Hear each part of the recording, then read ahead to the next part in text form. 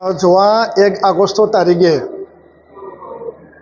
ভাৰতৰ যি supreme court of India যি SC আৰু ST ৰিজাৰ্ভেশ্যন আৰু ইয়াৰ সাব ক্লাছিফিকেশ্যনক লৈ পেলাই যি ৰায়দান প্ৰদান কৰিছে DY চন্দ্ৰচূড় ডাঙৰীয়া নেতৃত্বত 7জনীয়া বিচাৰপীঠে তো এই বিষয়টো লৈ পেলাই নিখিল বড়ো ছাত্ৰ সন্থা সকলো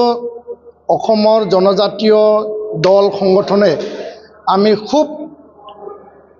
তীক্ষ্ণভাৱে আমি নজৰ ৰাখি আৰু ইয়াৰ ওপৰত আমি ষ্টাডি কৰিছোঁ আৰু এই পৰ্যবেক্ষণৰ অন্তত বৰ্তমানো আমাৰ ষ্টাডি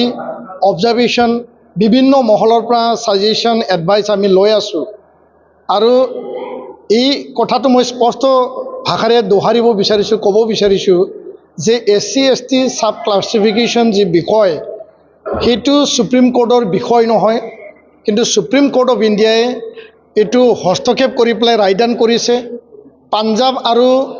অন্ধ্ৰ প্ৰদেশৰ ছাৱনী আৰু চিনায়া দুইটা গোচৰৰ শিডিউল কাষ্টৰ ওপৰত আছিল ইয়াৰ লগতে শিডিউল ট্ৰাইবক তেওঁলোকে সাঙুৰি লৈছে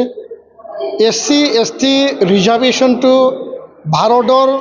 সংবিধানে প্ৰদান কৰিছে BR আম্বেদকাৰ ডাঙৰীয়া যিগৰাকী মহান ব্যক্তিয়ে সংবিধান প্ৰণয়ন কৰিছিল তেখেতে সেই সময়তে SC আৰু ST ৰিজাৰ্ভেশ্যনৰ বিষয়টো পুংখানুপুংখভাৱে খুব সুন্দৰকৈ তেওঁ লিখি থৈ গৈছে আৰু আজি তাৰিখত সেইয়াৰ হিচাপ নিকাচ কৰিবলৈ SC ST ৰিজাৰ্ভেশ্যনৰ বিষয়টো নিৰ্ণয় কৰিবলৈ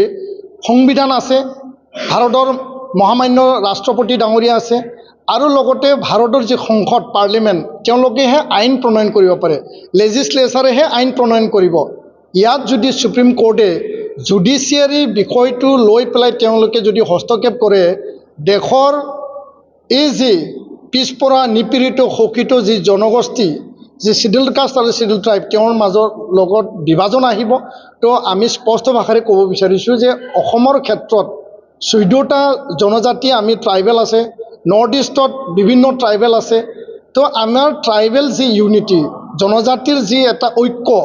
সেইটো সেই ৰায়দানে থানবান কৰিব আৰু ট্ৰাইবেলৰ মাজত এটা ডিভিজন আনিব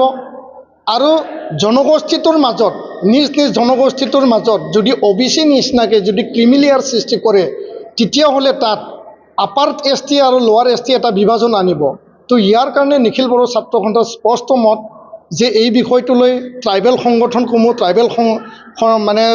আমাৰ ট্ৰাইবেল সংঘ CC2 আমি আলোচনা কৰি আছোঁ আৰু বিষয়টোৰ ওপৰত আমি পৰ্যালোচনা কৰি পেলাই ইয়াত ৰিথিংকিঙৰ কাৰণে মহামান্য সুপ্ৰিম কোৰ্টক আমি আৰ্জি দিম আৰু এই বিষয়টো চৰকাৰকো আমি দাবী জনাম যে সুপ্ৰিম কোৰ্টে যি হস্তক্ষেপ কৰিছে কোনো কাৰণত যাতে সংবিধান ৰাষ্ট্ৰপতি আৰু ভাৰতৰ সংসদে যোনটো বিষয়টো নিৰ্ধাৰণ কৰিব সেইটো মহামান্য আদালতে বিষয়টো হস্তক্ষেপ কৰাৰ কোনো যুক্তি নাই